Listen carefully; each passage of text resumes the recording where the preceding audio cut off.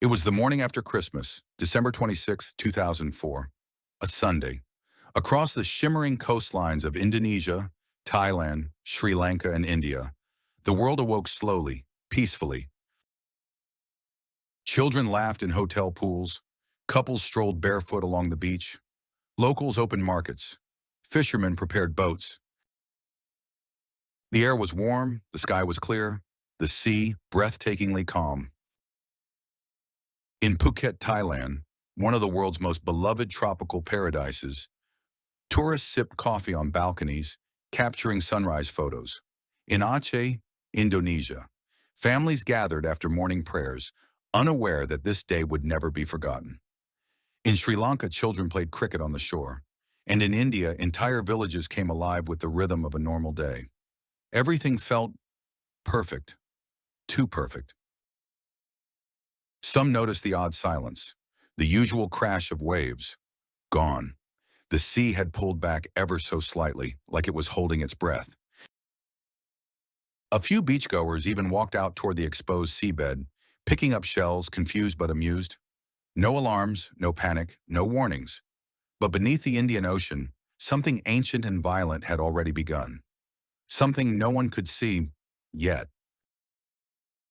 Because while the world smiled under the morning sun, the earth was already breaking. And the ocean was about to strike. On 9:58 a.m. local time, the earth shuddered. Beneath the floor of the Indian Ocean, just off the coast of northern Sumatra, a seismic rupture exploded along a fault line that had been building tension for centuries. The numbers still send chills down scientists' spines. A magnitude between 9.1 and 9.3, the third most powerful earthquake ever recorded in human history. A subduction zone where the Indian tectonic plate is forced beneath the Burma plate suddenly gave way. The ocean floor ripped open, a rupture more than 1,600 kilometers long. That's the distance from Paris to Rome. In some places, the seafloor heaved upward by 20 meters, displacing trillions of gallons of water in seconds. That massive force launched a chain reaction, the birth of a wave unlike anything this generation had seen. The shock was so immense that it tilted the Earth's axis by 2.3 centimeters. Even the planet's rotation slightly accelerated. The day got a fraction of a second shorter. Satellites detected the tremor from space. Seismographs around the world lit up. But on the surface, above the water, it was still. No rumble, no alarms, no immediate damage on land. Just a violent silence, hidden under 4 kilometers of ocean. But the water was no longer calm. It was wounded, and soon it would rise. Indonesia, Banda Aceh, 10:13 a.m. Just 15 minutes after the earthquake ripped open the ocean floor, the water struck. Not like a wave, not like a tide, but like a wall. A wall 30 meters tall, the height of a 10-story building, rose from the sea and slammed into the shore without warning. There was no time to run, no time to hide. There was only noise. Entire villages disappeared in seconds. Wooden homes were pulverized. Fishing boats were thrown blocks inland, smashing into trees and power lines. Children were swept from their parents' arms. Cars floated like toys. Streets turned to rivers of black water filled with debris, bodies, animals, fragments of life. In Banda Aceh alone, over 160,000 people would die. One survivor would later say, it was like a bomb, like the air itself exploded. And yet, this wasn't the worst.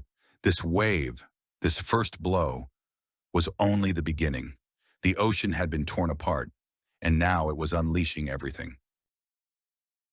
The wave had no name, no voice, no mercy, but it was moving. After the initial strike on Indonesia, the wave kept going across the entire Indian Ocean. It wasn't a single crest of water. It was a wall of kinetic energy surging beneath the sea surface at 800 kilometers per hour, the speed of a commercial jetliner. It sped toward the shores of Thailand, Sri Lanka, India, and no one knew. There were no radar buoys, no underwater sensors, no early warning systems, no text messages, no sirens, just blue skies and the illusion of peace. In Phuket, tourists were still lying on beach chairs. In Sri Lanka, trains were still running along the coast. In Chennai, children still played soccer in the sand. The ocean gave no roar, no monstrous growl, just a quiet, unsettling withdrawal of water. And then it came. From the deep, from silence, from nothing. The second wave began to rise. But by the time people saw it, it was already too late. Phuket, Thailand. The sun was bright, the sky was blue, and the ocean was disappearing. Tourists noticed the strange behavior of the sea. They took out their camcorders and digital cameras, fascinated by the sight of the water pulling far away from the shore. Children ran to collect shells. Locals pointed. No one screamed. There was no sense of danger, just a curious silence. And then, from the horizon, a white line appeared. It grew larger and louder until the sound became deafening, like a jet engine made of water. The wave hit the shore with unimaginable force. Videos captured the moment, people turning to run, parents grabbing their kids, tables and umbrellas ripped away, hotels and beach bars swallowed whole. 1 second, laughter, the next, screams. A wall of water surged through the narrow beach streets. Cars were lifted like plastic toys, glass shattered, bodies were pulled into the current. A man filming from a balcony cried out, "Oh my God! Oh my God!" as the water climbed to the second floor. Vacation turned into a nightmare. In minutes, hundreds were gone, and the wave didn't stop with Phuket. It kept moving toward the next shore. While tourists screamed on Thai beaches, the wave turned west. In Sri Lanka, families gathered for breakfast. Children played near the coast, and the train known as the Queen of the Sea rumbled along its scenic route, hugging the shoreline. Then, the ocean arrived. A wall of water surged across the land, smashing into everything in its path. In just minutes, over 1,700 passengers on that train were gone, swept away as if they were never there. It became the deadliest rail disaster in recorded history, and it was only one piece of the devastation. Entire fishing villages vanished. Shacks, boats, families, gone. In Gale, Hambantota, and Batticaloa, survivors described the sea rising faster than they could react. Many tried to run. Most never had a chance. Further north in India, the coastlines of Tamil Nadu and Andhra Pradesh were next. The wave tore through villages with brutal speed. In Chennai, water flooded urban streets, knocking over scooters and tuk-tuks. In small fishing hamlets, entire generations were wiped out. By the end of the day, more than 35,000 people were dead in Sri Lanka alone, thousands more in India. And the saddest part? There was no warning, no sirens, no chance. Just silence, then roar, then nothing. As the world slept, the first images started to surface. At first, no one could believe what they were seeing. It was too surreal, too catastrophic.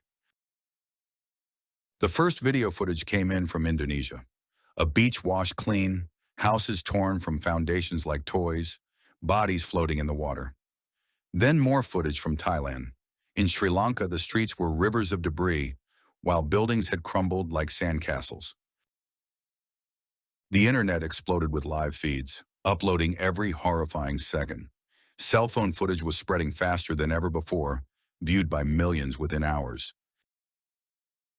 TV channels were shocked. They stopped their normal programming. The horror was undeniable. The United Nations issued an official statement. This is one of the most devastating disasters of modern history. The words seemed almost too small, too weak in comparison to the scale of what had happened. But no words could ever capture the shock, the grief. No report could explain the level of devastation. For the first time, the world was united. in grief, in disbelief, and in an urgent need to help. This was no longer just a number. It was no longer a headline. 230,000 lives gone, millions left without homes, entire families erased from the world in minutes. Behind every statistic was a story, a name, a face, a voice that would never be heard again. Some survived, but survival came with its own weight. A mother in Sri Lanka searched for her 2 children for 3 days, before finding only one. A man in Banda Aceh lost 37 family members in a single morning. Entire communities were reduced to photographs on missing posters, fluttering in the wind. Amid the devastation, heroes emerged. Doctors worked for days without sleep, treating the wounded in makeshift clinics. Fishermen turned their boats into rescue rafts. Foreign volunteers arrived with food, medicine, and hope. Some saved dozens. Some simply held a stranger's hand while they died. But nothing could undo what had happened. Because the most terrifying part was this. These weren't soldiers. These weren't victims of war. These were families on vacation. These were children at school. These were fishermen starting their day, and they never came home. The ocean had spoken, and the world listened. In the months that followed, humanity did what it always does after a disaster. It adapted. It learned. It tried to prepare. Governments across Asia and around the world came together to build the first Indian Ocean tsunami warning system, a network of deep-sea sensors, coastal sirens, and satellite communications designed to detect danger before it strikes again. Seismology centers upgraded their equipment. Real-time alerts were implemented. Disaster drills became a norm. Schools began teaching children what to do if the sea ever pulls away again. Communities painted escape routes on streets and walls. Villages built evacuation towers, tall structures designed to stand above even the worst-case waves. The tragedy sparked global solidarity. Over $14 billion was donated by governments, charities, and ordinary people from around the world. It became one of the largest humanitarian responses in history. But for the millions who lost everything, no siren, no system, no donation could bring back what was taken. And so, the ocean left us with something else: memory. A memory written in memorials, in broken coastlines, in the silence of empty homes. A memory meant to remind us, nature gives, nature takes, and we must never forget. Nature is both beautiful and merciless. It gives us life, it offers peace, and then, sometimes it takes. The wave has long since retreated, but the scars remain.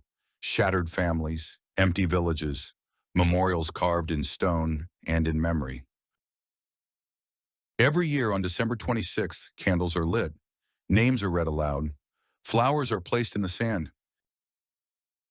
The beaches are quiet again, the skies are blue, the ocean sparkles, but it's never quite the same, because those who lived through that day carry it with them, in silence, in nightmares, in stories passed down. And even those who only saw it from afar felt the world change. The sea was calm again, but never the same.